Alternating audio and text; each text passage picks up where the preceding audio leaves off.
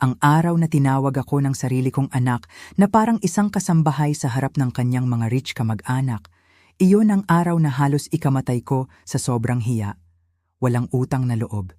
Ilang taon akong nagpakahirap bilang ilaw ng tahanan. Ako ang nag-alaga, nagayos ng bahay, at nagbayad ng lahat. Pero para sa kanila, isa lang akong nag-iisa at matandang walang pakialam at walang silbi. Umalis ako na walang dala. Pero hindi nila alam. Ang aking late husband ay nag-iwan sa akin ng lihim na yaman. Mayroon akong 8.5 million pesos sa bangko na protektado ng isang testamento na hindi pa nila nakikita. Ang matandang lola na itinapon nila, siya na ngayon ang mananalo. Gusto nila akong patahimikin. Pero ngayon, babawiin ko ang aking dangal.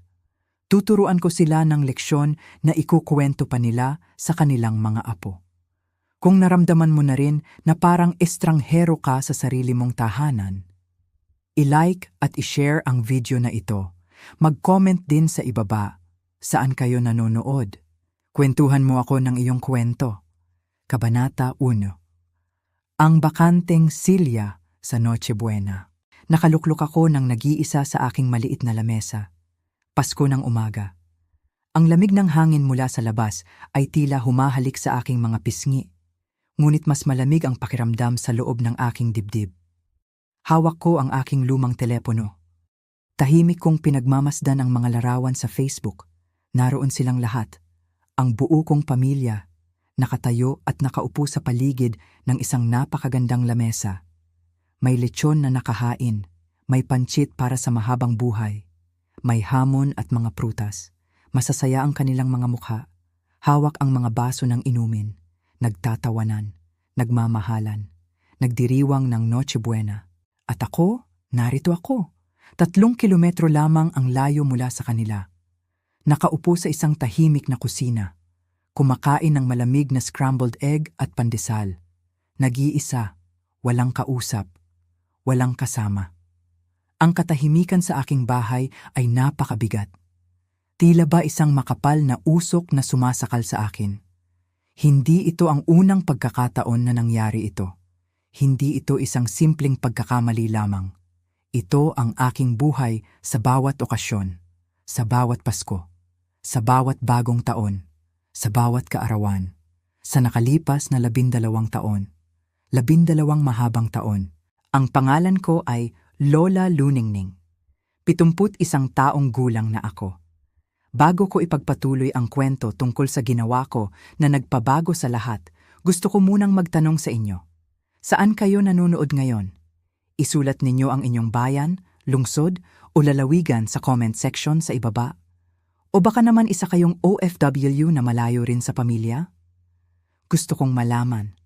Gusto kong maramdaman na sa mga sandaling ito habang nagkukwento ako, ay hindi ako nag-iisa. Makinig kayo ng mabuti. Dahil ang kwentong ito ay hindi lamang akin. Ito ay kwento ng marami sa atin. Bakit nga ba nagdedesisyon ang isang ina, ang isang lola, na tahimik na mawala? Walang sino man ang nagigising na lamang isang araw at magpapasyang lumayo sa sariling pamilya nang walang malalim na dahlan. May sugat na paulit-ulit na ginagalaw. May sakit na hindi na kayang tiisin. Ibalik natin ang panahon sa kung saan nagsimula ang lahat.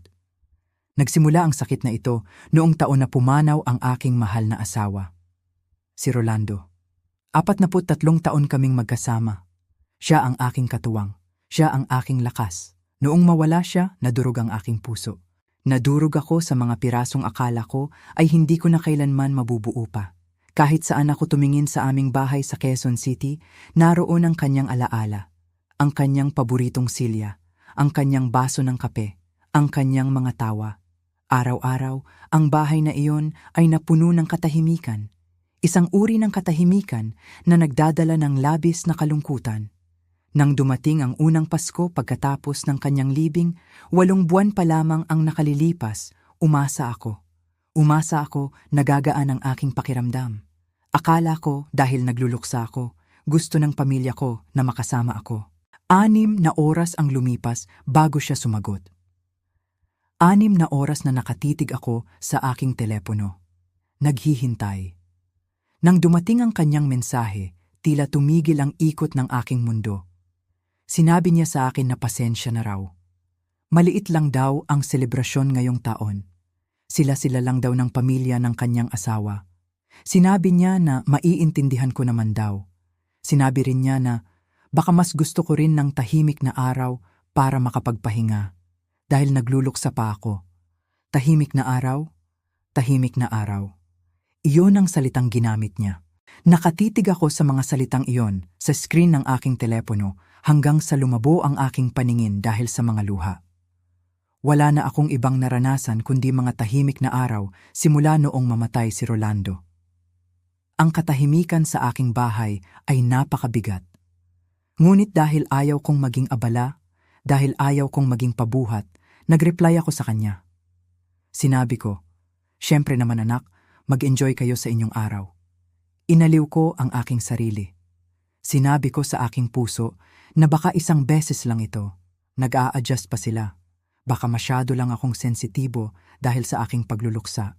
Kaya noong gabi ng Noche Buena na iyon, kumain ako ng pandesal na may palaman. Nanood ako ng mga lumang palabas sa telebisyon at nagpanggap ako na ang sakit sa aking dibdib ay simpleng heartburn lamang. Lumipas ang mga buwan, dumating ang bagong taon, dumating ang mga kaarawan, dumating ang Lenten season, parehong kwento. Nakikita ko ang pamilya sa group chat, nagpaplano. Ang aking anak na lalaki naman si Danilo ang nag-imbita sa kanyang bahay. Nag-uusap sila tungkol sa palitan ng regalo. Bilihan ng mga bagong damit para sa mga bata. Kung anong oras ihahain ng pagkain. Naghintay ako na may magtanong sa akin ng direkta. Naghintay ako na may magsabing, "Lola Luningning, pumunta ka rito. Mommy, sunduin ka namin." Walang nagtanong, walang tumawag. Noong Disyembre 23 ng sumunod na taon, hindi ko na kayang magtiis. Tinawagan ko si Maricar. "Anak," tanong ko sa kanya, "anong oras ang hapunan natin sa Pasko?" Nagkaroon ng katahimikan. Isang mahaba at napakailang na katahimikan sa kabilang linya. Narinig ko ang kanyang paghinga bago siya nagsalita. "Mom, hindi ba sinabi sa iyo ni Danilo? Noche Buena kami kagabi. Tapos na. Akala namin gusto mong magpahinga kaya hindi ka na namin ginulo." Nangimay ang aking mga kamay. Nanginginig ang aking boses noong magtanong ako. "Noche Buena kayo nang wala ako? Kagabi pa?" Sinagot niya ako nang walang kaguwapo-guwapo. "Nag-post kami ng mga larawan sa Facebook, Mom. Akala namin nakita mo." Nakita ko. Oho, nakita ko. Nakita ko ang aking mga apo na nagbubukas ng mga regalo na hindi ko man lang nabigyan ng pagpapala. Nakita ko ang lamesa na nakahain gamit ang mga mamahaling plato na ipinamana pa ng ina ni Rolando, mga platong dapat ay nasa akin. Nakita ko silang lahat na nakasuot ng magkakaparehong damit. Walang sino man ang nagsabi sa akin. Walang sino man ang naisip na isama ako. "Bakit hindi niyo ako inimbitahan, Maricar?" Iyon ang tanong na lumabas sa aking mga labi. "Inimbitahan ka naman namin, Mom," ang sagot niya na tila naiinis pa. "Ayaw ka lang namin abalahin sa mga detalye. Mukha ka kasing napakalayo at parang ayaw mong makipaghalubilo kamakailan." Napakalayo. Iyon ang kanyang dahilan. Nalayo ako dahil namatay ang aking asawa. Nalayo ako dahil ang sarili kong pamilya ay nagsimulang magtipon-tipon nang wala ako. Doon ko naisip. Doon ko nare-realize na mayroong napakasamang nangyayari. Sa sumunod na 3 taon, naging isang paulit-ulit na gawi ang lahat. Para silang isang relo na gumagana ng maayos, ngunit walang lugar para sa akin. Bawat malaking okasyon, bawat kaarawan, bawat reunion ng pamilya, nalaman ko na lamang sa pamamagitan ng Facebook o kaya naman ay sa pamamagitan ng pagkakataon. Nagpo-post sila ng mga larawan ng brunch tuwing Easter na hindi ko alam na nangyayari pala. Nagpo-post sila ng mga barbecue at kainan sa mga resort sa Laguna at Batangas kung saan ang aking mga apo ay lumalangoy sa mga swimming pool na hindi ko man lang nakita. Mga hapunan sa Pasko at Lenten season kung saan ang aking bakanting silya ay hindi man lang napapansin ng sino man. Sinubukan ko ang lahat para maintindihan kung ano ang nagawa kong mali. Inisip kong mabuti ang bawat usapan, bawat pagkikita.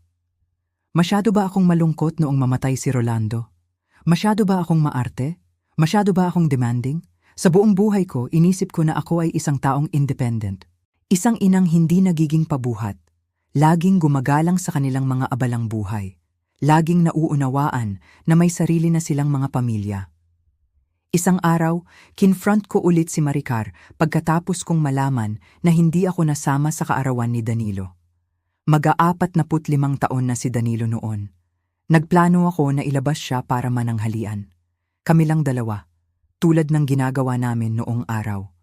Nang tumawag ako para makipag-ayos ng oras, sinabi ni Maricar na tapos na silang magdiwang. Hindi ko raw ba nakita ang mga larawan sa internet? Maricar, bakit niyo ba ginagawa ito sa akin? Nag-crack ang aking boses. Hindi ko na napigilan ang aking sakit. Bakit ako ang laging huling nakakaalam?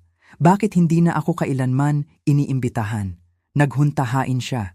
Isang mahabang buntong hininga na tila ako ay isang napakahirap na taong pakisamahan. Ma'am, lagi ka namang invited. Ayaw ka lang namin maging pabigat. Tumatanda ka na at ang mga tipon na ito ay baka nakakapagod para sa iyo. Sinisikap lang namin na maging maalalahanin sa lagay mo. Maalalahanin. Iyon ang salitang ginamit niya. Sinisikap ninyong maging maalalahanin sa pamamagitan ng pag-iwan sa akin ng nag-iisa sa bawat okasyon? Iyon ba ang ibig sabihin ng pagiging maalalahanin sa inyo? Ma'am, masyado kang drama, ang sabi niya. Inilalagay ka naman namin sa maraming bagay. Magbanggit ka ng isa, ang hamon ko sa kanya. Magbanggit ka ng isang bagay na totoong inimbitahan niyo ako sa nakalipas na 1 taon. Katahimikan. Walang lumabas na salita sa kanyang bibig.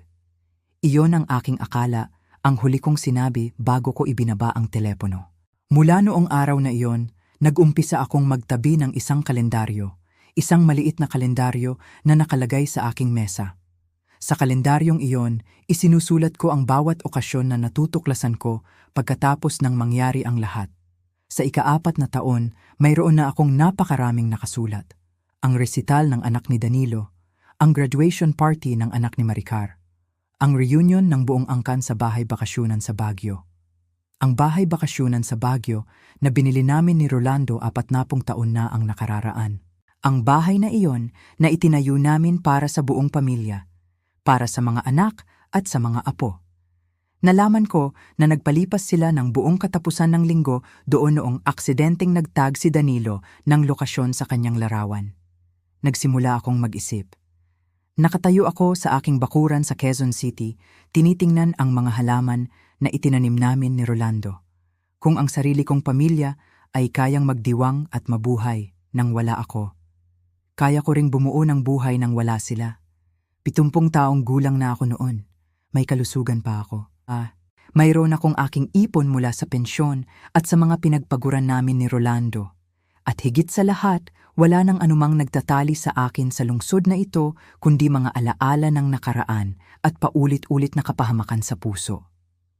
Pangarap namin ni Rolando noong araw na magretiro sa mga kabundukan, sa isang lugar na tahimik. May malinis na hangin, may mga puno at tanawin ng bundok. Gusto niya noong pumunta sa lalawigan ng Benguet, malapit sa Baguio, ngunit mas tahimik. Nakatingin na nga kami ng mga lupa doon noong araw bago lumala ang kanyang kalusugan. Noong gabing iyon, noong makita ko ang larawan nila sa Baguio na wala ako, nagsimula akong magsaliksik sa internet. Nahanap ko ang isang maliit na bayan na tinatawag na Cedar Ridge. Nakatago sa mga burol ng Benguet, isang komunidad na may 2,500 residente lamang. Mayroon silang senior citizen center, may library, may fresh market araw-araw, at may isang komunidad na totoong nagmamalasakit sa mga nakatatanda. Ang halaga ng pamumuhay doon ay mas mababa kaysa sa Maynila. At kaya kong bumili ng isang magandang maliit na bahay gamit ang aking mga naipon. Sa loob ng sumunod na 6 na buwan, pinaplano ko ang lahat sa ganap na paglilihim. Kumuha ako ng broker para ibenta ang aking bahay sa Quezon City. Kumuha ako ng lipat bahay service. Inilipat ko ang aking mga medical na record. Nagbukas ako ng mga bagong account sa bangko sa ibang sangay. At hindi ako nagsabi sa kahit isang miyembro ng aking pamilya. Ni isa sa kanila. Nabenta ang bahay sa loob lamang ng 3 linggo. Isang batang mag-asawa na naghihintay ng kanilang unang sanggol ang nakabili. Nagustuhan nila ang lahat sa bahay. Ang hardin na inalagaan ko sa loob ng maraming dekada. Ang mga lalagyan ng libro na ginawa ni Rolando sa kanyang sariling mga kamay. Ang beranda kung saan nagtatagal kami ni Rolando sa umaga habang umiinom ng kape. Ang pagpirma sa mga papel ng pagbebenta ay parang pagtatapos ng isang kabanata na isinulat sa hindi nakikitang tinta. Mga salita na hindi man lang nag-abala ang pamilya ko na basahin. Itinakda ko ang paglipat sa linggo pagkatapos ng Easter Sunday. Tila bagay na bagay ang panahon. Magkakaroon sila ng kanilang selebrasyon sa Easter nang wala ako, tulad ng ginagawa nila sa bawat taon. At sa oras na mapansin nila na wala ako ay nasa libu-libong kilometro na ang layo. Noong Easter na yon, hindi man lang ako tumingin sa Facebook. Alam ko na kung ano ang aking makikita. Mga makukulay na damit, egg hunt para sa mga bata, mimosas at masasarap na pagkain. Ang aking mga apo na nakadamit ng Pampasko. Inilaan ko ang araw sa pag-e-empake ng mga larawan ni Rolando sa mga kahon, pagbabalot ng aming mga gamit sa kusina, at pagbubukod ng mga gamit na ipamimigay ko sa kawanggawa. Dumating ang mga lipat bahay noong Martes ng umaga. Pagdating ng Martes ng gabi, ang bahay na tinitirhan ko sa loob ng 47 taon ay nakatayo ng walang laman, kundi mga alingaw-ngaw lamang. Natulog ako sa huling gabing iyon sa isang air mattress sa gitna ng sala. Nakikinig sa mga tunog ng isang bahay na hindi na ako kailangan. Sa isang lungsod na puno ng pamilya na matagal na akong pinakawalan. Miyerkules ng umaga, ikinarga ko sa aking kotse ang mga importanteng bagay na hiwalay kong itinabi. Ang aking mga damit. Ang mga abo ni Rolando sa kanyang lalagyan. Ang mga album ng larawan. At ang isang kahon ng mga liham na isinulat niya para sa akin sa loob ng maraming taon. Naglakad ako ng huling beses sa bawat silid. Nagpaalam ako sa buhay na aking itinayo. Sa mga alaalang nakatatak sa mga pader na iyon. Pagkatapos, pumasok ako sa aking kotse at nagmaneho palayo. Ang pagbiyahe pataas ng Benguet ay mabilis ngunit puno ng emosyon. Tumigil ako sa mga maliliit na bayan sa daan. Kumain ako sa mga kainan kung saan ang mga nagsisilbi ay tinatawag akong lola ng may tunay na paggalang at tamis.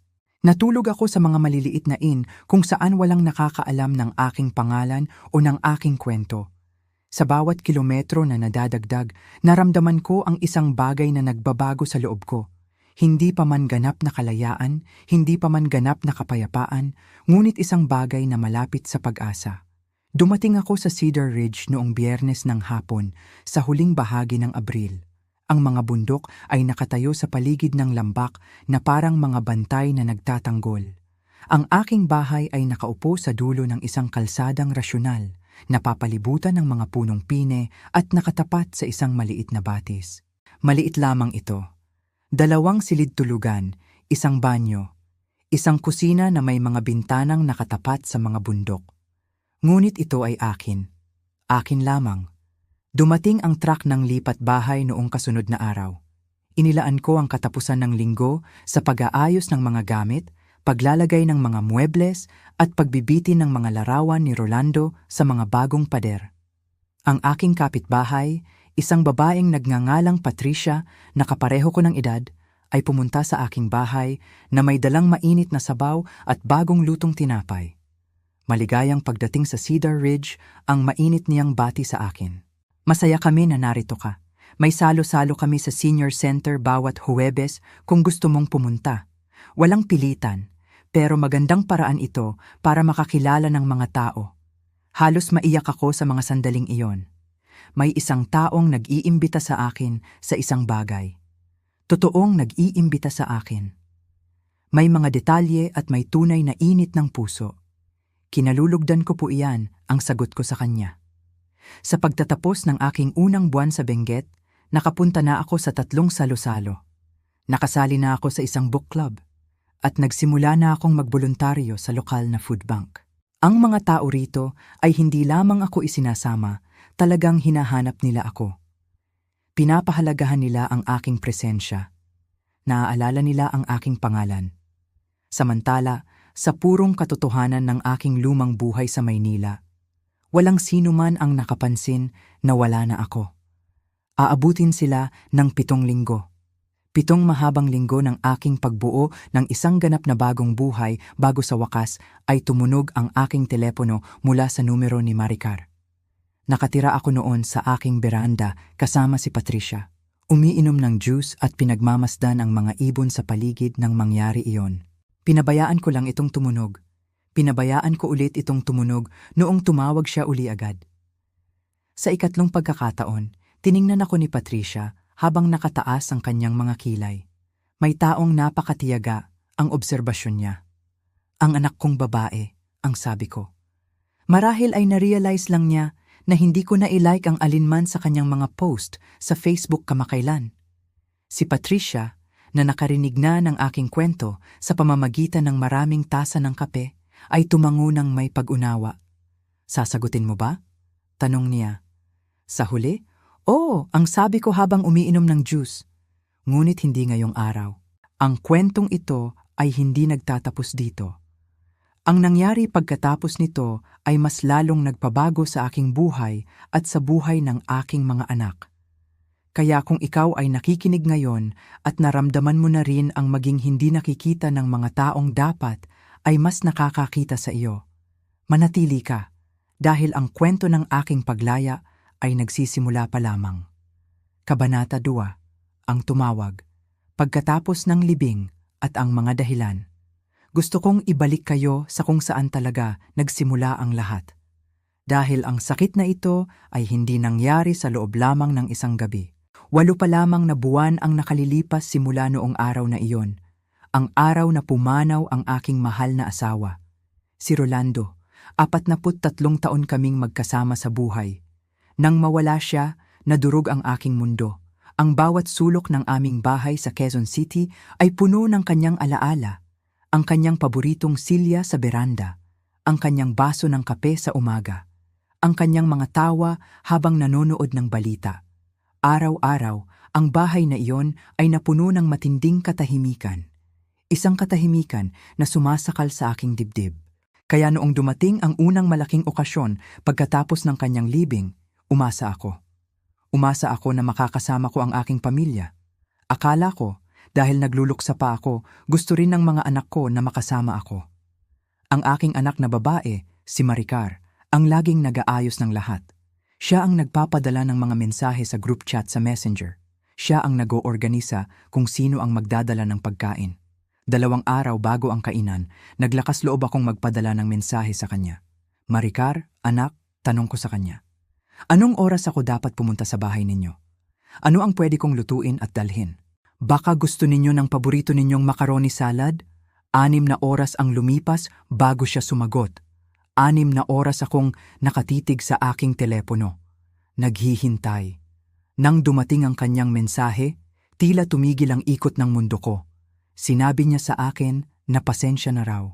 Maliit lang daw ang selebrasyon ngayong taon. Sila-sila lang daw ng pamilya ng kanyang asawa na si Tom. Sinabi niya na maiintindihan ko naman daw. Sinabi rin niya na baka mas gusto ko rin ng tahimik na araw para makapagpahinga. Tahimik na araw. Iyon ang salitang ginamit niya. Nakatitig ako sa mga salitang iyon sa screen hanggang sa lumabo ang aking paningin dahil sa mga luha. Tahimik na araw? Wala na akong ibang naranasan kundi mga tahimik na araw simula noong mamatay si Rolando. Ngunit dahil ayaw kong maging abala sa kanila, sumagot pa rin ako. Sinabi ko, "Siyempre naman anak, mag-enjoy kayo sa inyong araw." Kaya noong araw na iyon, kumain lang ako ng pandesal. Nanood ako ng mga lumang palabas sa telebisyon at nagpanggap ako na ang sakit sa aking dibdib ay simpleng heartburn lamang. Inisip ko na baka isang beses lang ito. Nag-a-adjust pa sila. Baka masyado lang akong sensitibo dahil sa aking pagluluksa. Ngunit dumating ang Pasko. Parehong kwento. Nakita ko ang group chat ng pamilya na umiilaw sa mga plano. Ang anak ko namang lalaki, si Danilo, ang magluto at mag-imbita sa kanyang bahay ngayong taon. May mga usapan tungkol sa palitan ng regalo. May usapan tungkol sa oras ng kainan. Naghintay ako na may magtanong sa akin ng direkta. Walang nagtanong. Noong Disyembre 23, tinawagan ko si Maricar. "Anak, anong oras ang hapunan natin sa Pasko? Nagkaroon ng katahimikan. Isang mahaba at napakailang na katahimikan sa kabilang linya. Mom, hindi ba sinabi sa iyo ni Danilo? Noche buena kami kagabi. Tapos na. Akala namin gusto mong magpahinga kaya hindi ka na namin ginulo. Nangimay ang aking mga kamay. Nanginginig ang aking boses noong magtanong ako. Noche buena, kayo nang wala ako? Kagabi pa? Sinagot niya ako ng walang kaguwapo-guwapo. Nag-post kami ng mga larawan sa Facebook, Mom. Akala namin nakita mo na. Nakita ko. Oho, nakita ko. Nakita ko ang aking mga apo na nagbubukas ng mga regalo na hindi ko man lang nabigyan ng pagpapala. Nakita ko ang lamesa na nakahain gamit ang mga mamahaling plato na ipinamana pa ng ina ni Rolando. Mga platong dapat ay nasa akin. Nakita ko silang lahat na nakasuot ng magkakaparehong damit. Bakit hindi niyo ako inimbitahan, Maricar? Para silang isang relo na gumagana ng maayos, ngunit ako ay wala sa kanilang mga plano. Bawat malaking okasyon, bawat kaarawan, bawat reunion ng pamilya, nalaman ko na lamang sa pamamagitan ng Facebook. O kaya naman ay sa pamamagitan ng hindi sinasadyang usapan. Nagpo-post sila ng mga larawan ng brunch tuwing Easter na hindi ko alam na nangyayari pala. Nagpo-post sila ng mga barbecue at kainan sa mga resort sa Laguna at Batangas kung saan ang aking mga apo ay lumalangoy sa mga swimming pool na hindi ko man lang nakita. Mga hapunan sa Pasko at Lenten season kung saan ang aking bakanting silya ay hindi man lang napapansin ng sino man. Sinubukan ko ang lahat para maintindihan kung ano ang nagawa kong mali. Inisip kong mabuti ang bawat usapan, bawat pagkikita. Masyado ba akong malungkot noong mamatay si Rolando? Masyado ba akong hingi ng atensyon? Sa buong buhay ko, inisip ko na ako ay isang taong independent. Isang inang hindi nagiging pabuhat sa mga anak.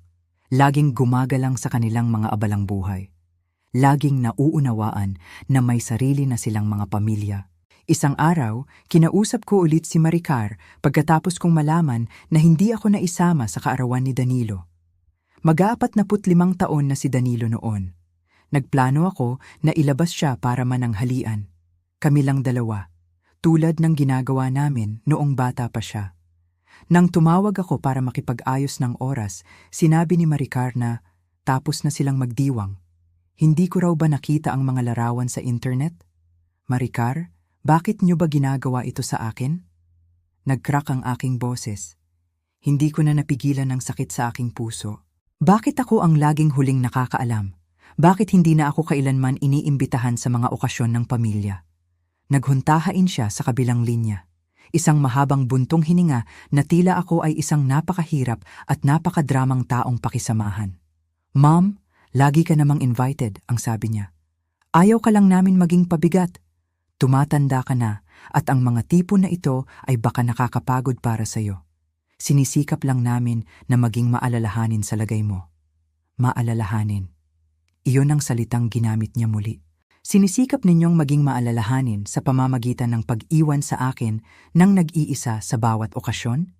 Iyon ba ang ibig sabihin ng pagiging maalalahanin sa inyo? Mom, masyado kang drama, ang sabi niya. Inilalagay ka naman namin sa maraming bagay.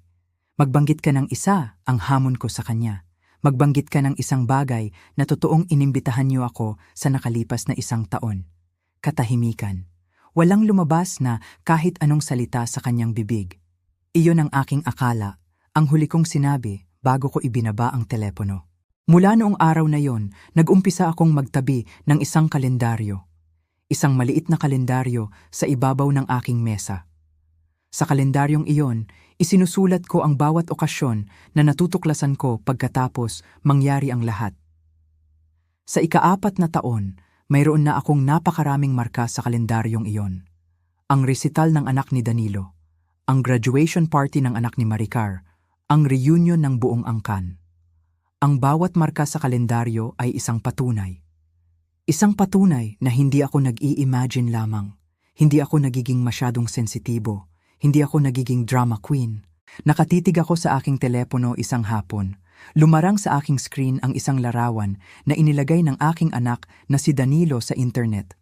Nakatag doon ang buong pamilya, si Maricar, ang kanyang asawa, ang mga apo, silang lahat, masayang-masaya. nagtatawanan sa harap ng isang pamilyar na beranda. Ang lokasyon sa larawan? Baguio City. Hindi lamang ito simpleng pasyalan sa Baguio. Iyon ay ang aming rest house, ang aming munting bahay bakasyunan sa taas ng burol. Ang bahay na iyon sa Baguio ay hindi lamang basta ari-arian. May dugo at pawis iyon. 40 taon ang nakalilipas, kami ng aking mahal na asawa na si Rolando ang nagsumikap para doon. Nagtipid kami, nagtiis kami sa maraming bagay. Gusto kasi ni Rolando na magkaroon ng aming pamilya ng isang tahanan sa malamig na dako. Isang lugar kung saan magtitipon-tipon ang aming mga anak at mga apo tuwing bakasyon. Doon kami gumawa ng napakaraming alaala noong bata pa sina Danilo at Maricar. Ngunit sa larawang iyon, napagtanto ko ang isang katotohanan. Isang buong katapusan ng linggo pala silang naroon, nagdiwang, nagkainan, nagpasasa sa malamig na hangin ng Baguio. At ako? Ni hindi ko man lang nalaman. Walang nagtanong kung gusto kong sumama. Walang tumawag para sabihin na pupunta sila doon. Nalaman ko lamang dahil nakikita ko sa internet ang lokasyon. Pagkaraan ng isang linggo, nang umalis na silang lahat at bumalik sa Maynila, ginawa ko ang isang bagay na hindi ko pa nagagawa kailanman. Nagmaneho ako ng nag-iisa pataas ng Baguio. Pagdating ko sa bahay bakasyonan na iyon, tahimik ang paligid. Naroon pa ang mga bakas ng kanilang saya. May mga basurang hindi na itapon ng maayos. May mga laruan ng apo na naiwan sa damuhan. Umakyat ako sa beranda. Isang tahimik na pag-iyak na nanggaling sa pinakamalalim na dako ng aking kaluluwa. Inisip ko ang aking buhay. 70 taong gulang na ako noon. Ilang taon pa ba ang itatagal ko sa mundong ito? 10 taon? 15 taon?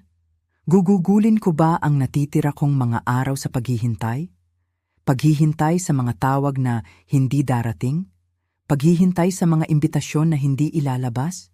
Pagmumukhang kawawa sa sarili kong bahay? Noon din, habang nakatayo sa berandang iyon, may isang boses sa loob ko na nagsalita. Sapat na ang pagiging biktima. Sapat na ang pagluha. Sapat na ang pagmamakaawa sa pagmamahal na dapat ay kusang ibinibigay. Naisip ko, kung kaya ng aking pamilya na magdiwang at mabuhay nang wala ako, kaya ko ring bumuo ng isang buhay na masaya nang wala sila. Hindi ito paghihiganti. Hindi ito galit. Ito ay isang simpleng pagpapasya na iligtas ang aking sarili. Dahil kung hindi ko ililigtas ang sarili ko, walang ibang gagawa nito para sa akin. Kabanata 5. Ang lihim na plano ng paglaya. Pagkababa ko mula sa Baguio, hindi na ako ang dating Lola Luningning. May pumasok na bagong lakas sa aking katawan. Isang determinasyon na hindi ko naramdaman simula noong mamatay si Rolando. Nagsimula ako sa isang lihim na plano. Isang planong isasagawa ko sa loob ng 6 na buwan. Walang makakaalam, walang makakaamoy. Unang-una kong ginawa ay ang paghahanap ng lugar kung saan ako lilipat.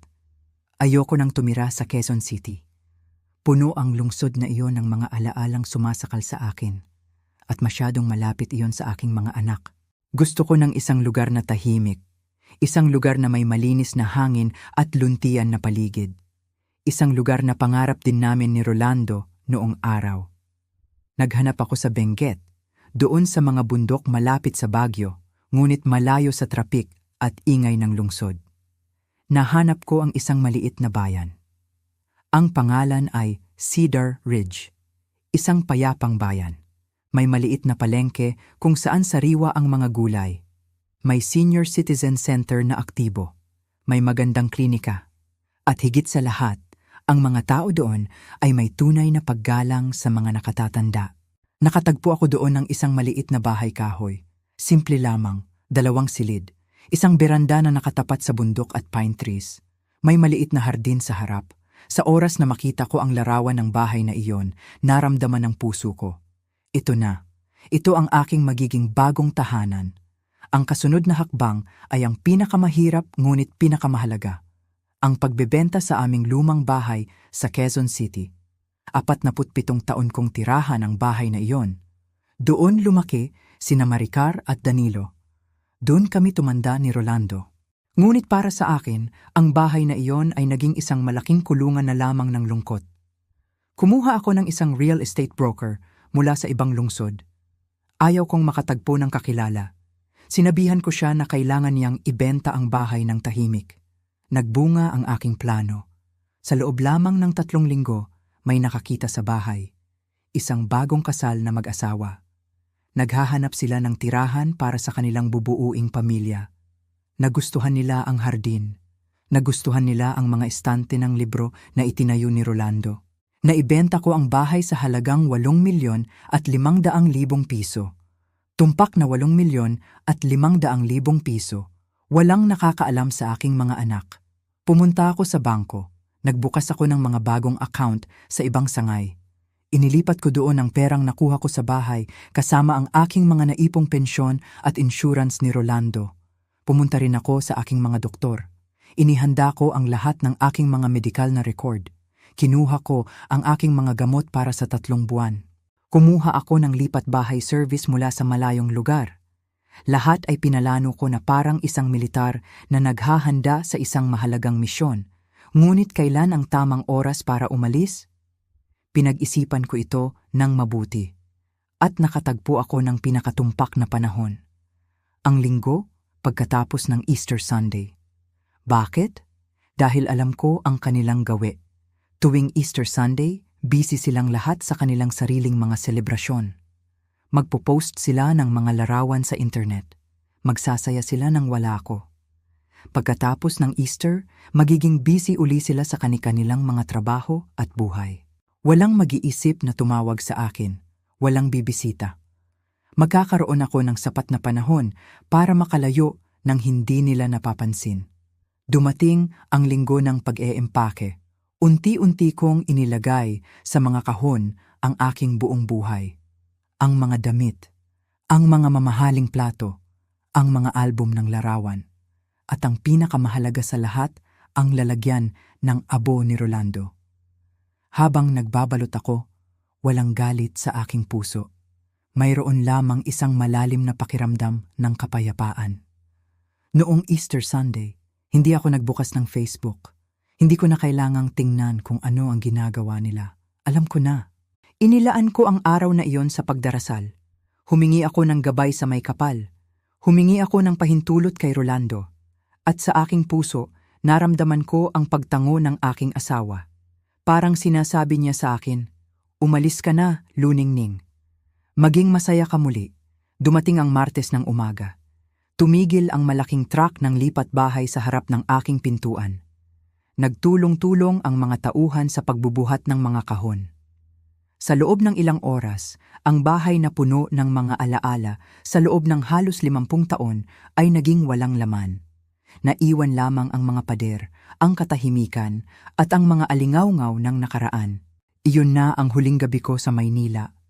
Natulog ako sa isang air mattress sa gitna ng bakanting sala. Nakalagay sa tabi ko ang maliit na bag na naglalaman ng mga pinakamahalagang bagay. Ang aking mga papeles, ang pera, ang mga lumang liham ng pag-ibig ni Rolando, at ang kanyang mga abo. Nakatingin ako sa kisame sa dilim. Narinig ko ang mga tunog ng gabi sa Quezon City. Hindi ako natatakot. Sa unang pagkakataon sa loob ng 12 taon, hindi ako nakaramdam ng lungkot. Bukas ng umaga, magmamaneho ako pataas sa mga bundok. Lilisanin ko ang lugar na ito. Lilisanin ko ang mga taong nakalimot sa akin. Hindi ako tumatakas sa aking pamilya. Sila ang unang umalis sa akin, maraming taon na ang nakalilipas. Ako lamang ay sumusunod sa landas na ipinakita nila. Pumikit ako ng may ngiti sa aking mga labi. Handa na ako sa aking paglaya. Kabanata 6. Ang paglalakbay tungo sa bagong tahanan araw ng Miyerkules. Maagang maaga pa. Ang araw ay bago pa lamang sumisipag sa kalangitan ng Quezon City. Dahan-dahan kong isinaradong muli ang pinto ng aking sasakyan. Nakalagay na sa loob ang lahat ng pinakamahalagang bagay para sa akin. Ang aking mga damit, ang mga lumang album ng larawan, ang mga sulat ng pag-ibig na ibinigay sa akin ni Rolando noong kami ay nagliligawan pa. At ang pinakamahalaga sa lahat, ang lalagyan ng kanyang mga abo. Tumingin ako sa huling pagkakataon sa bahay na iyon. Ang bahay kung saan ako naging munting dalaga. Ang bahay kung saan ako naging munting asawa. Ang bahay kung saan ko pinalaki ang aking 2 anak. Walang luhang pumatak sa aking mga pisngi. Wala na. Ang lahat ng aking luha ay naubos na sa nakalipas na 12 taon. Ang natira na lamang sa aking puso ay isang malalim na katahimikan. Isang uri ng katahimikan na nagdadala ng kalayaan. Inilagay ko ang aking kamay sa manibela. Inilipat ko ang kambyo. Nagmaneho ako palayo. Habang binabagtas ko ang daan palabas ng Metro Manila, naramdaman ko ang pagluwag ng aking dibdib. Tila ba may isang mabigat na kadena na unti-unting napapatid. Dumaan ako sa North Luzon Expressway. Diretso pataas. Pataas sa mga bundok ng Hilagang Luzon. Ang biyahe papuntang Benguet ay hindi mabilis. Ngunit hindi ako nagmamadali. Bakit pa ako magmamadali? Walang sino man ang naghihintay sa akin sa aking likuran. Walang tumatawag sa aking telepono para magtanong kung nasaan na ako. Bawat kilometro na nararating ko ay parang isang hakbang malayo sa sakit. Malayo sa pakiramdam ng pagiging hindi nakikita. Pahinto-hinto ako sa mga maliliit na bayan sa daan. Tumigil ako sa isang munting karinderya sa Pangasinan para uminom ng mainit na kape at kumain ng bibingka. Ang babaeng naglilingkod doon ay ngumiti sa akin ng napakatamis. Sinabi niya sa akin, "Mag-iingat po kayo sa biyahe, Lola." Lola. Ang simpleng salitang iyon, na sinabi ng isang taong hindi ko kilala, ay nagdala ng higit na init sa aking puso kaysa sa mga salitang narinig ko sa aking sariling pamilya sa nakalipas na mga taon. Dahil may paggalang, may tunay na malasakit. Nang magsimula nang tumaas ang daan at lumamig ang hangin, nalaman kong malapit na ako. Amoy na amoy ko na ang halimuyak ng mga punong pine. Ang hamog sa hapon ay nagsimulang yumakap sa aking kotse. Dumating ako sa Cedar Ridge bago mag-alas 4 ng hapon. Ang munting bayan na ito ay napakatahimik. Walang nagmamadaling mga sasakyan. Walang matataas na gusali na humaharang sa kalangitan. Ang mga tao ay naglalakad ng mabagal, nagngat-ngatan at nag-uusap sa gilid ng kalsada. Ipinasok ko ang aking kotse sa bakuran ng aking bagong bahay. Ang maliit na bahay kahoy. Nakatayo ito sa gitna ng mga puno. May maliit na beranda sa harap. Ang pinto ay gawa sa matibay na kahoy na may kulay na kayumanggi. Paglabas ko ng kotse, napahinto ako. Niyakap ako ng malamig na hangin ng Benguet. Inihinga ko ito ng malalim. Napakasarap, napakalinis. Pumasok ako sa loob ng bahay. Amoy kahoy, amoy bagong simula. Inilagay ko ang lalagyan ng abo ni Rolando sa ibabaw ng maliit na mesa sa tabi ng bintana. Ang bintanang iyon ay nakatapat sa mga kabundukan at sa paglubog ng araw. Rolando, ang bulong ko sa hangin. Narito na tayo. Nakalayo na tayo. Hindi pa man nakakalipas ang 2 oras, habang naglalabas ako ng ilang gamit mula sa kahon, may narinig akong kumatok sa pintuan. Kumatok ng 3 beses, dahan-dahan. Binuksan ko ang pinto. May isang babaeng nakatayo doon. May edad na rin tulad ko. Siguro ay nasa 70 taon din siya. Nakasuot siya ng kapal na sweater na kulay berde at may hawak na isang malaking mangkok na mangingintab sa usok. Magandang hapon ang bati niya sa akin na may napakalaking ngiti. Ako si Patricia. Nakatira ako doon sa bahay na may pulang bubong sa kabilang kalsada. Nakita kong may dumating na bagong kapitbahay kaya nagdala ako ng mainit na sopas ng manok at bagong baking bread. Nakatitig ako sa kanya. Natulala ako sa loob ng ilang segundo. Hindi ko kilala ang babaeng ito. Hindi niya ako kaano-ano. Ngunit narito siya sa aking pintuan. May dalang pagkain para sa akin. Pasensya na kung naabala kita ang dagdag pa ni Patricia nang makitang tahimik ako. Naisip ko lang na baka gutom ka na mula sa biyahe at wala ka pang naihahandang hapunan. Naramdaman ko ang pag-init ng aking mga mata. May mga luhang gustong lumabas, ngunit sa pagkakataong ito, hindi ito luha ng sakit. Ito ay luha ng labis na pasasalamat.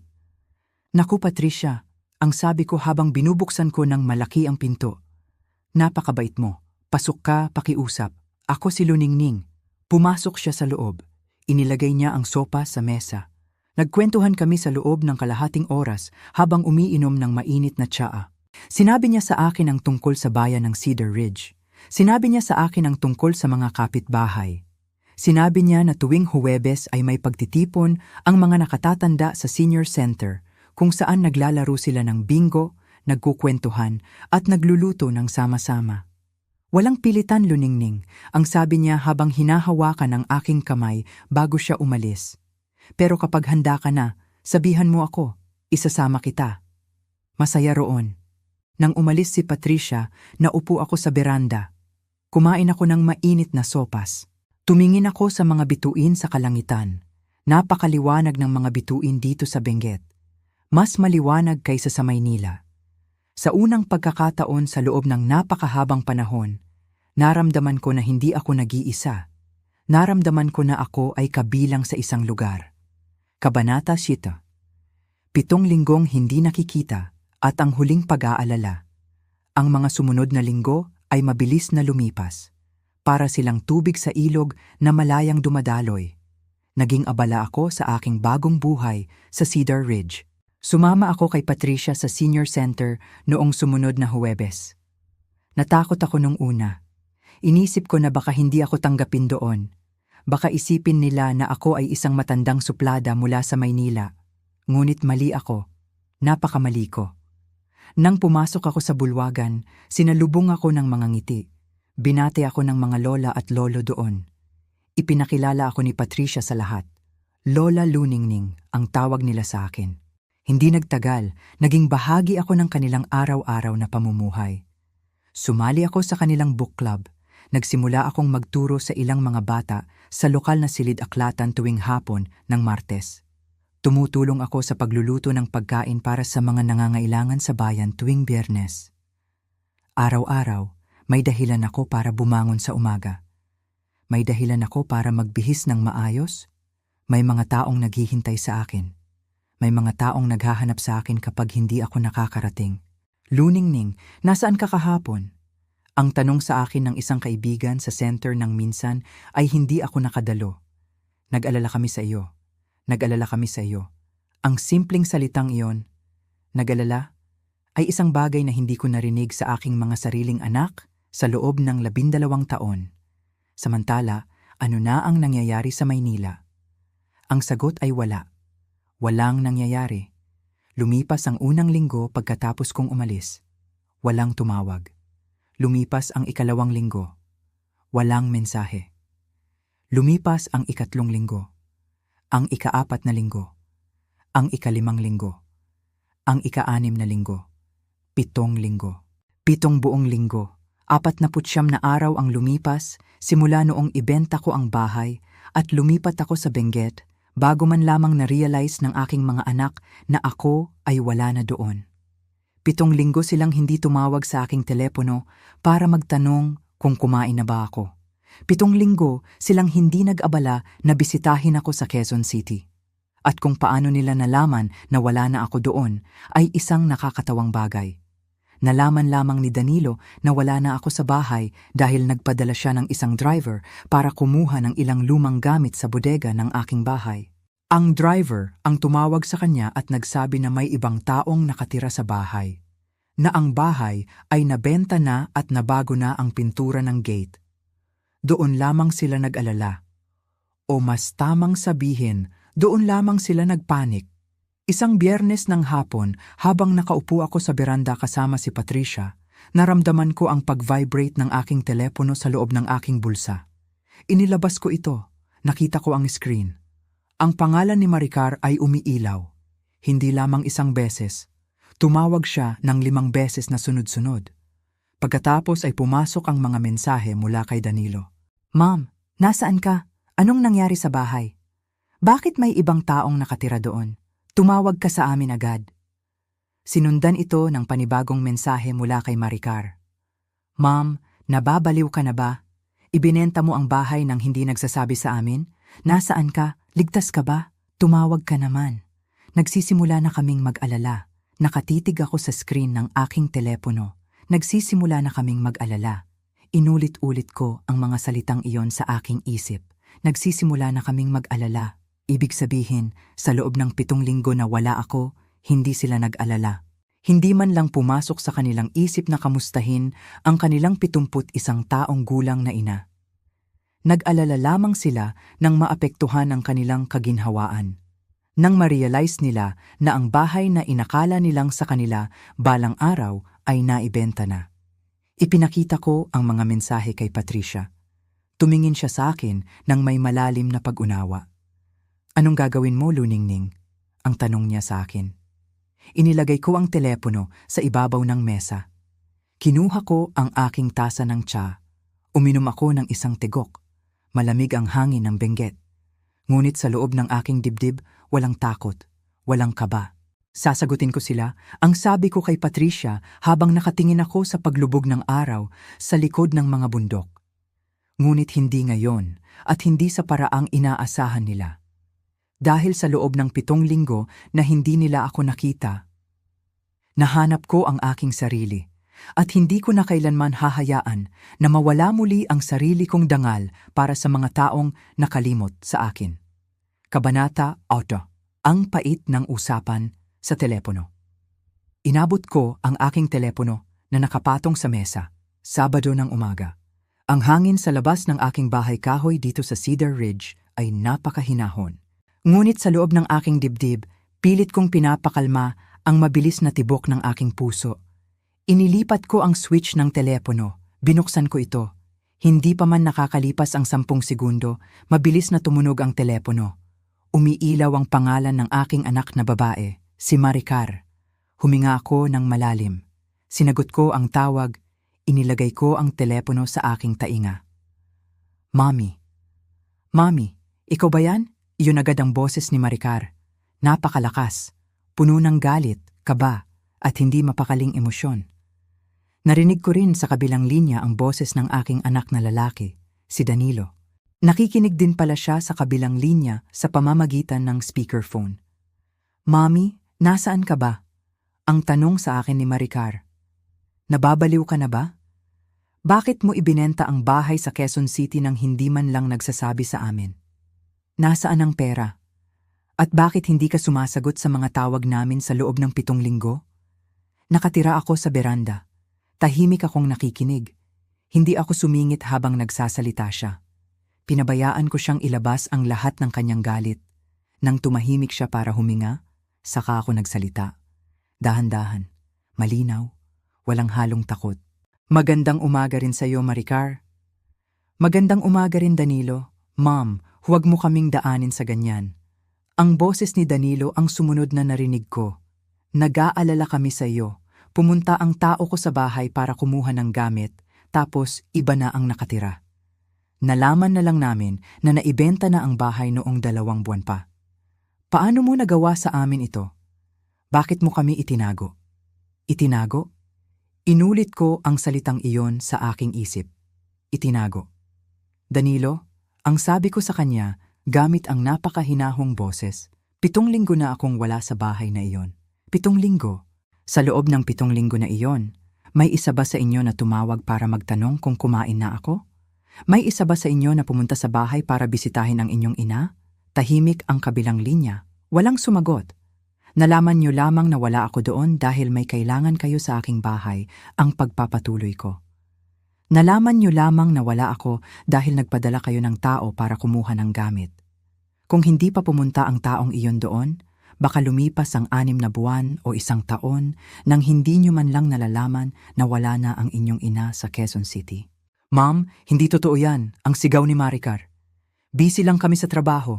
May mga bata kaming pinag-aaral. Alam mo naman na napakarami naming ginagawa. Bakit kailangan mong maging ganyan katampo?" "Matampo?" "Hindi ako nagtatampo, Maricar." Ang sagot ko sa kanya. Ang pagtatampo ay para sa mga batang hindi na ibilhan ng laruan. Ang nararamdaman ko ay katotohanan. 12 taon. 12 taon simula noong mamatay ang inyong ama. Sa loob ng 12 taon na yon, unti-unti niyo akong ibinukod sa pamilyang ito. Narinig ko ang paghinga ni Maricar sa telepono, ngunit hindi ko siya hinayaang magsalita. Inalala ko sa kanila ang bawat Pasko na hindi ako naimbita. Ang bawat Noche Buena kung saan kumakain ako ng pandesal habang nakikita ko silang lahat sa Facebook na nagdiriwang. Ang mga kaarawan ng aking mga apo na nalaman ko na lamang pagkatapos ng ilang araw. Ang bakasyon sa aming rest house sa Baguio kung saan nagpakasaya ang buong pamilya habang ako ay nakaupo sa aking bakanteng bahay sa Quezon City. Inilagay ko sa harap nila ang katotohanan.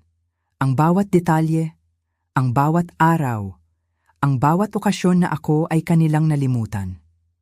Sinabi sa akin ni Maricar na akala daw nila ay mas gusto kong magpahinga. Sinabi niya na ayaw daw nila akong abalahin dahil tumatanda na ako.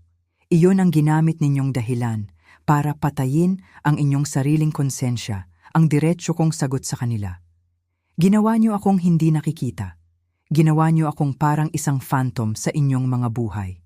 At ngayon, nagtataka kayo kung bakit ako umalis. Ma'am, sorry, ang biglang pagyak ni Maricar sa kabilang linya. Sorry kung naramdaman mo yan, hindi namin sinasadya. Pero pamilya tayo. Bakit kailangang ibenta ang bahay?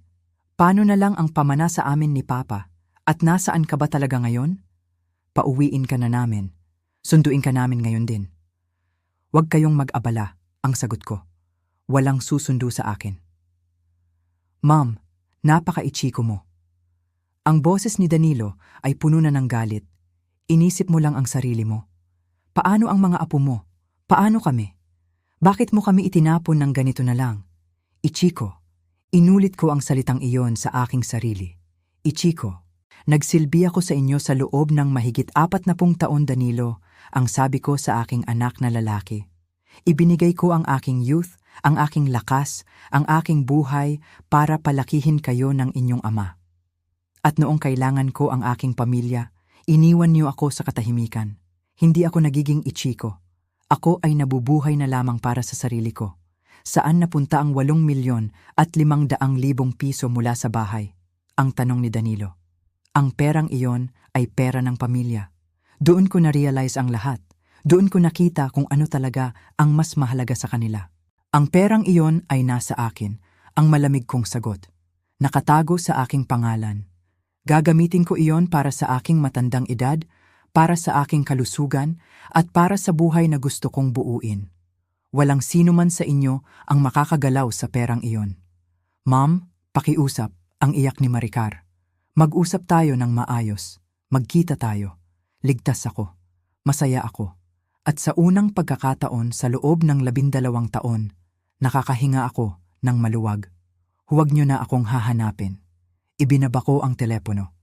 Patay. Nakatitig ako sa itim na screen ng aking telepono. Nanginginig ang aking mga kamay. Ngunit sa likod ng panginginig na iyon, may isang malaking pakiramdam ng tagumpay. Nasabi ko na ang katotohanan. Nasabi ko na ang mga salitang nakatago sa aking dibdib sa loob ng higit 1 dekada. Hindi nagtagal, naging bahagi ako ng kanilang araw-araw na pamumuhay. Sumali ako sa kanilang book club. Nagsimula akong magturo sa ilang mga bata sa lokal na silid-aklatan tuwing hapon ng Martes. Tumutulong ako sa pagluluto ng pagkain para sa mga nangangailangan sa bayan tuwing Biyernes. Araw-araw, may dahilan ako para bumangon sa umaga. May dahilan ako para magbihis ng maayos. May mga taong naghihintay sa akin. May mga taong naghahanap sa akin kapag hindi ako nakakarating. Luningning, nasaan ka kahapon? Ang tanong sa akin ng isang kaibigan sa center ng minsan ay hindi ako nakadalo. Nag-alala kami sa'yo. Nag-alala kami sa'yo. Nag-alala kami sa'yo. Ang simpleng salitang iyon, nag-alala, ay isang bagay na hindi ko narinig sa aking mga sariling anak sa loob ng 12 taon. Samantala, ano na ang nangyayari sa Maynila? Ang sagot ay wala. Walang nangyayari. Lumipas ang unang linggo pagkatapos kong umalis. Walang tumawag. Lumipas ang 2 linggo. Walang mensahe. Lumipas ang 3 linggo. Ang 4 na linggo. Ang 5 linggo. Ang 6 na linggo. 7 linggo. 7 buong linggo. 49 na araw ang lumipas simula noong ibenta ko ang bahay at lumipat ako sa Benguet bago man lamang na-realize ng aking mga anak na ako ay wala na doon. 7 linggo silang hindi tumawag sa aking telepono para magtanong kung kumain na ba ako. 7 linggo silang hindi nag-abala na bisitahin ako sa Quezon City. At kung paano nila nalaman na wala na ako doon ay isang nakakatawang bagay. Nalaman lamang ni Danilo na wala na ako sa bahay dahil nagpadala siya ng isang driver para kumuha ng ilang lumang gamit sa bodega ng aking bahay. Ang driver ang tumawag sa kanya at nagsabi na may ibang taong nakatira sa bahay. Na ang bahay ay nabenta na at nabago na ang pintura ng gate. Doon lamang sila nag-alala. O mas tamang sabihin, doon lamang sila nagpanik. Isang Biyernes ng hapon, habang nakaupo ako sa beranda kasama si Patricia, naramdaman ko ang pag-vibrate ng aking telepono sa loob ng aking bulsa. Inilabas ko ito. Nakita ko ang screen. Ang pangalan ni Maricar ay umiilaw. Hindi lamang isang beses. Tumawag siya ng 5 beses na sunod-sunod. Pagkatapos ay pumasok ang mga mensahe mula kay Danilo. Ma'am, nasaan ka? Anong nangyari sa bahay? Bakit may ibang taong nakatira doon? Tumawag ka sa amin agad.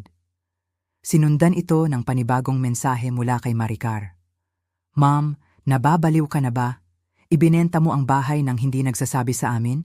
Nasaan ka? Ligtas ka ba? Tumawag ka naman. Nagsisimula na kaming mag-alala. Nakatitig ako sa screen ng aking telepono. Nagsisimula na kaming mag-alala. Inulit-ulit ko ang mga salitang iyon sa aking isip. Nagsisimula na kaming mag-alala. Ibig sabihin, sa loob ng 7 linggo na wala ako, hindi sila nag-alala. Hindi man lang pumasok sa kanilang isip na kamustahin ang kanilang 71 taong gulang na ina. Nag-alala lamang sila nang maapektuhan ang kanilang kaginhawaan. Nang ma-realize nila na ang bahay na inakala nilang sa kanila balang araw ay naibenta na. Ipinakita ko ang mga mensahe kay Patricia. Tumingin siya sa akin nang may malalim na pag-unawa. Anong gagawin mo, Luningning? Ang tanong niya sa akin. Inilagay ko ang telepono sa ibabaw ng mesa. Kinuha ko ang aking tasa ng tsa. Uminom ako ng isang tigok. Malamig ang hangin ng Benguet. Ngunit sa loob ng aking dibdib, walang takot, walang kaba. Sasagutin ko sila, ang sabi ko kay Patricia habang nakatingin ako sa paglubog ng araw sa likod ng mga bundok. Ngunit hindi ngayon at hindi sa paraang inaasahan nila. Dahil sa loob ng 7 linggo na hindi nila ako nakita, nahanap ko ang aking sarili at hindi ko na kailanman hahayaan na mawala muli ang sarili kong dangal para sa mga taong nakalimot sa akin. Kabanata 8. Ang pait ng usapan sa telepono. Inabot ko ang aking telepono na nakapatong sa mesa, Sabado ng umaga. Ang hangin sa labas ng aking bahay kahoy dito sa Cedar Ridge ay napakahinahon. Ngunit sa loob ng aking dibdib, pilit kong pinapakalma ang mabilis na tibok ng aking puso. Inilipat ko ang switch ng telepono, binuksan ko ito. Hindi pa man nakakalipas ang 10 segundo, mabilis na tumunog ang telepono. Umiilaw ang pangalan ng aking anak na babae, si Maricar. Huminga ako ng malalim. Sinagot ko ang tawag, inilagay ko ang telepono sa aking tainga. Mami. Mami, ikaw ba yan? Iyon agad ang boses ni Maricar. Napakalakas, puno ng galit, kaba, at hindi mapakaling emosyon. Narinig ko rin sa kabilang linya ang boses ng aking anak na lalaki, si Danilo. Nakikinig din pala siya sa kabilang linya sa pamamagitan ng speakerphone. Mami, nasaan ka ba? Ang tanong sa akin ni Maricar. Nababaliw ka na ba? Bakit mo ibinenta ang bahay sa Quezon City nang hindi man lang nagsasabi sa amin? Nasaan ang pera? At bakit hindi ka sumasagot sa mga tawag namin sa loob ng 7 linggo? Nakatira ako sa beranda. Tahimik akong nakikinig. Hindi ako sumingit habang nagsasalita siya. Pinabayaan ko siyang ilabas ang lahat ng kanyang galit. Nang tumahimik siya para huminga, saka ako nagsalita. Dahan-dahan, malinaw, walang halong takot. Magandang umaga rin sa iyo, Maricar. Magandang umaga rin, Danilo. Ma'am, huwag mo kaming daanin sa ganyan. Ang boses ni Danilo ang sumunod na narinig ko. Nag-aalala kami sa iyo. Pumunta ang tao ko sa bahay para kumuha ng gamit, tapos iba na ang nakatira. Nalaman na lang namin na naibenta na ang bahay noong 2 buwan pa. Paano mo nagawa sa amin ito? Bakit mo kami itinago? Itinago? Inulit ko ang salitang iyon sa aking isip. Itinago. Danilo, ang sabi ko sa kanya gamit ang napakahinahong boses, 7 linggo na akong wala sa bahay na iyon. 7 linggo. Sa loob ng 7 linggo na iyon, may isa ba sa inyo na tumawag para magtanong kung kumain na ako? May isa ba sa inyo na pumunta sa bahay para bisitahin ang inyong ina? Tahimik ang kabilang linya. Walang sumagot. Nalaman niyo lamang na wala ako doon dahil may kailangan kayo sa aking bahay, ang pagpapatuloy ko. Nalaman niyo lamang na wala ako dahil nagpadala kayo ng tao para kumuha ng gamit. Kung hindi pa pumunta ang taong iyon doon, baka lumipas ang 6 na buwan o 1 taon nang hindi niyo man lang nalalaman na wala na ang inyong ina sa Quezon City. Ma'am, hindi totoo yan, ang sigaw ni Maricar. Busy lang kami sa trabaho. May mga bata kaming pinag-aaral. Alam mo naman na napakarami naming ginagawa. Bakit kailangan mong maging ganyan katampo? Matampo? Hindi ako nagtatampo, Maricar. Ang sagot ko sa kanya, ang pagtatampo ay para sa mga batang hindi na ibilhan ng laruan. Ang nararamdaman ko ay katotohanan. 12 taon. 12 taon simula noong mamatay ang inyong ama. Sa loob ng 12 taon na yon, unti-unti niyo akong ibinukod sa pamilyang ito. Narinig ko ang paghinga ni Maricar sa telepono, ngunit hindi ko siya hinayaang magsalita. Inalala ko sa kanila ang bawat Pasko na hindi ako naimbita. Ang bawat Noche Buena kung saan kumakain ako ng pandesal habang nakikita ko silang lahat sa Facebook na nagdiriwang. Ang mga kaarawan ng aking mga apo na nalaman ko na lamang pagkatapos ng ilang araw. Ang bakasyon sa aming rest house sa Baguio kung saan nagpakasaya ang buong pamilya habang ako ay nakaupo sa aking bakanteng bahay sa Quezon City. Inilagay ko sa harap nila ang katotohanan. Ang bawat detalye, ang bawat araw, ang bawat okasyon na ako ay kanilang nalimutan. Sinabi sa akin ni Maricar na akala daw nila ay mas gusto kong magpahinga. Sinabi niya na ayaw daw nila akong abalahin dahil tumatanda na ako. Iyon ang ginamit ninyong dahilan para patayin ang inyong sariling konsensya, ang diretsyo kong sagot sa kanila. Ginawa niyo akong hindi nakikita. Ginawa niyo akong parang isang phantom sa inyong mga buhay. At ngayon, nagtataka kayo kung bakit ako umalis. Ma'am, sorry, ang biglang pagyak ni Maricar sa kabilang linya. Sorry kung naramdaman mo yan, hindi namin sinasadya. Pero pamilya tayo. Bakit kailangang ibenta ang bahay? Paano na lang ang pamana sa amin ni Papa? At nasaan ka ba talaga ngayon? Pauwiin ka na namin. Sunduin ka namin ngayon din. Huwag kayong mag-abala, ang sagot ko. Walang susundo sa akin. Ma'am, napaka-ichiko mo. Ang boses ni Danilo ay puno na ng galit. Inisip mo lang ang sarili mo. Paano ang mga apo mo? Paano kami? Bakit mo kami itinapon ng ganito na lang? Ichiko, inulit ko ang salitang iyon sa aking sarili. Ichiko, nagsilbi ako sa inyo sa loob ng mahigit 40 taon, Danilo, ang sabi ko sa aking anak na lalaki. Ibinigay ko ang aking youth, ang aking lakas, ang aking buhay para palakihin kayo ng inyong ama. At noong kailangan ko ang aking pamilya, iniwan niyo ako sa katahimikan. Hindi ako nagiging Ichiko. Ako ay nabubuhay na lamang para sa sarili ko. Saan napunta ang 8,500,000 piso mula sa bahay? Ang tanong ni Danilo. Ang perang iyon ay pera ng pamilya. Doon ko na-realize ang lahat. Doon ko nakita kung ano talaga ang mas mahalaga sa kanila. Ang perang iyon ay nasa akin, ang malamig kong sagot. Nakatago sa aking pangalan. Gagamitin ko iyon para sa aking matandang edad, para sa aking kalusugan, at para sa buhay na gusto kong buuin. Walang sino man sa inyo ang makakagalaw sa perang iyon. Ma'am, pakiusap, ang iyak ni Maricar. Mag-usap tayo ng maayos. Magkita tayo. Ligtas ako. Masaya ako. At sa unang pagkakataon sa loob ng 12 taon, nakakahinga ako ng maluwag. Huwag niyo na akong hahanapin. Ibinaba ko ang telepono. Patay. Nakatitig ako sa itim na screen ng aking telepono. Nanginginig ang aking mga kamay. Ngunit sa likod ng panginginig na iyon, may isang malaking pakiramdam ng tagumpay. Nasabi ko na ang katotohanan. Nasabi ko na ang mga salitang nakatago sa aking dibdib sa loob ng higit 1 dekada. Kabanata 9, mga liham ng pagsisisi, At ang hindi inaasahang pagkatapos ng usapang iyon sa telepono, idineklara ko ang aking katahimikan. Pinatayin ko ang aking lumang numero. Nagpalit ako ng SIM card na ang nakakaalam lamang ay si Patricia at ang aking mga bagong kaibigan sa Cedar Ridge. Ngunit hindi doon nagtapos ang lahat. Dahil hindi nila ako matawagan sa telepono, nagsimulang magpadala ang aking mga anak ng mga liham sa pamamagitan ng post office ng munting bayan ng Cedar Ridge. Nalaman nila ang address ng post office dahil minsan kong nabanggit sa isang lumang sulat noong unang buwan na gusto ko ang bayan na ito.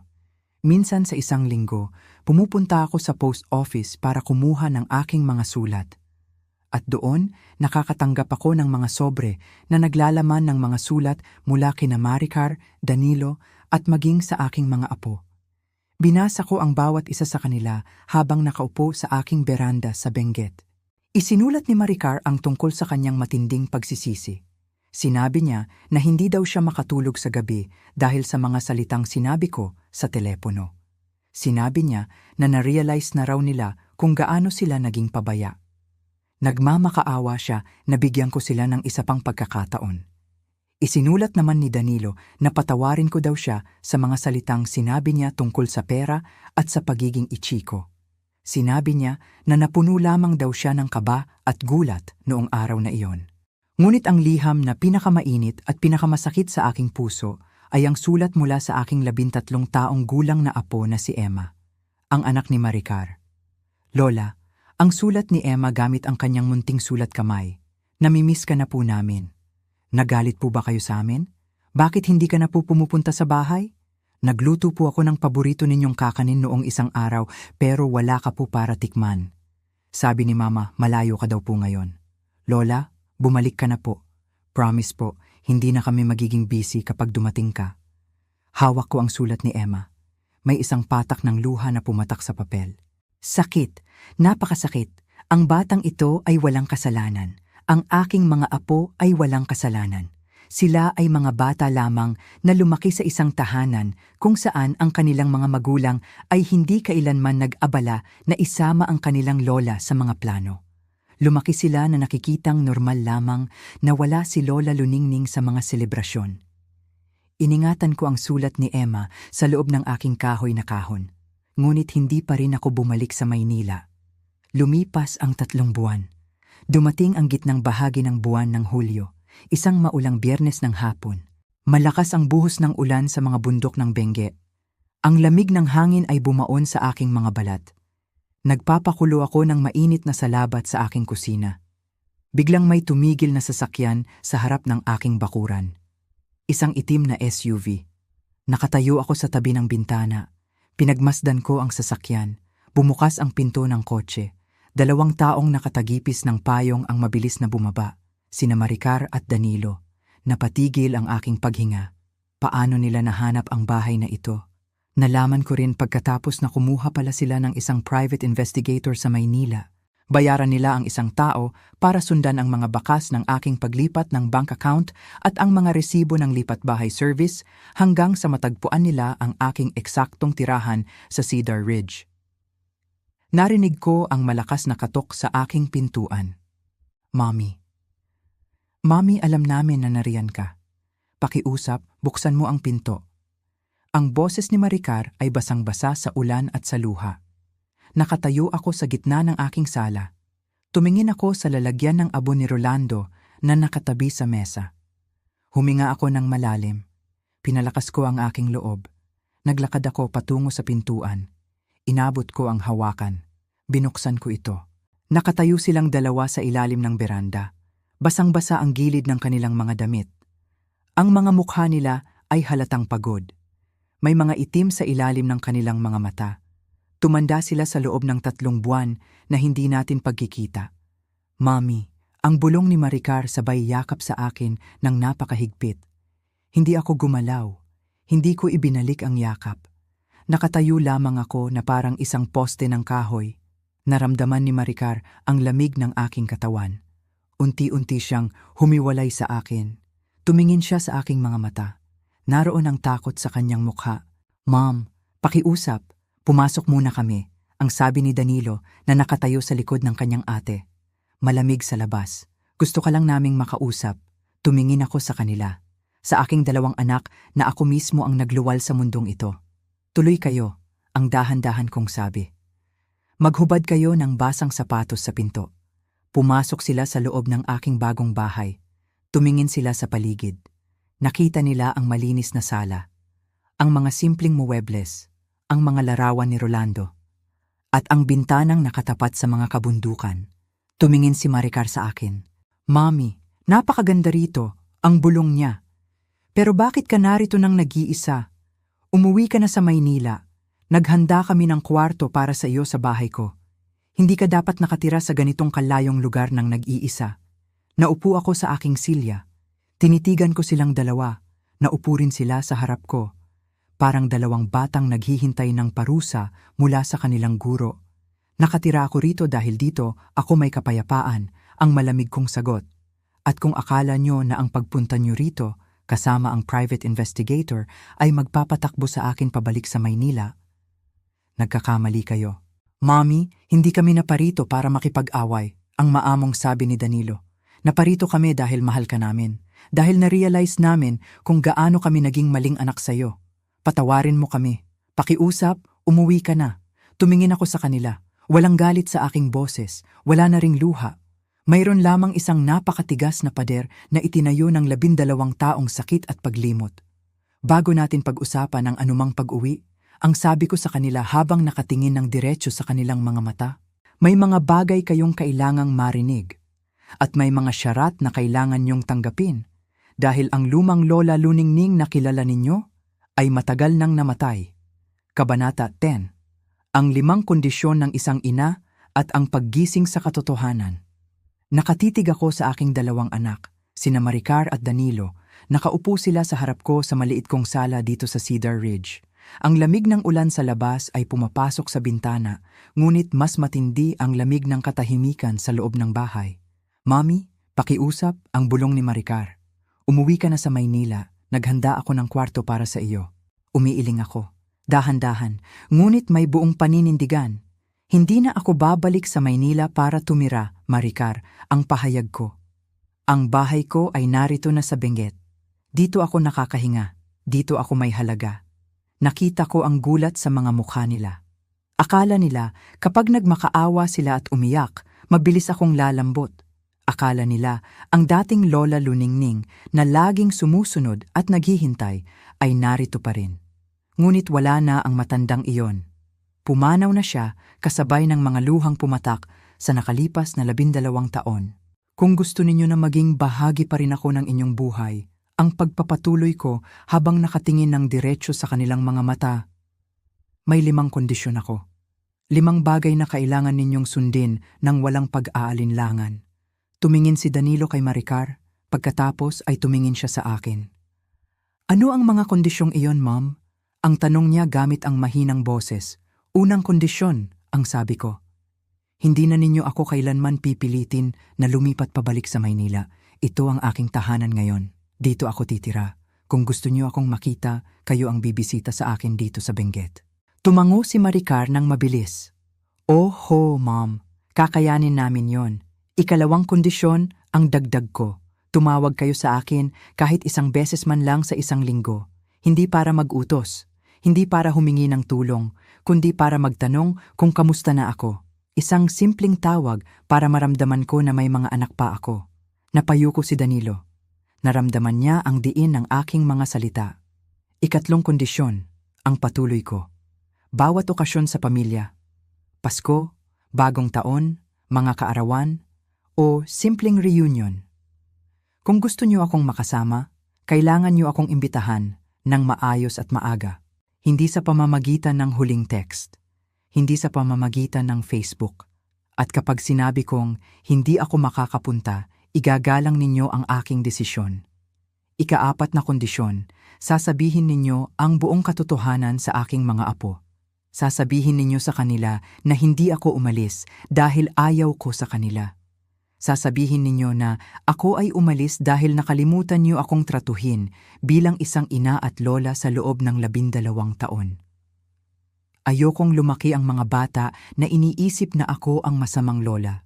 Narinig ko ang mahinang pagsinghot ni Maricar habang pinupunasan ang kanyang mga luha. At ang ikalimang kondisyon, ang huling sabing may pinakamabigat na diin sa aking boses. Kapag inulit ninyo ang ginawa nyo sa akin, kapag pinaramdam nyo ulit sa akin na ako ay hindi nakikita, na ako ay isang pabigat o isang phantom sa pamilyang ito, tuluyan kong puputulin ang lahat ng ugnayan sa inyo. Magpapalit ako ng pangalan. Lilipat ako sa lugar na hindi nyo kailanman mahahanap. At hindi nyo na uli makikita ang inyong ina kahit kailan. Napatigil silang dalawa.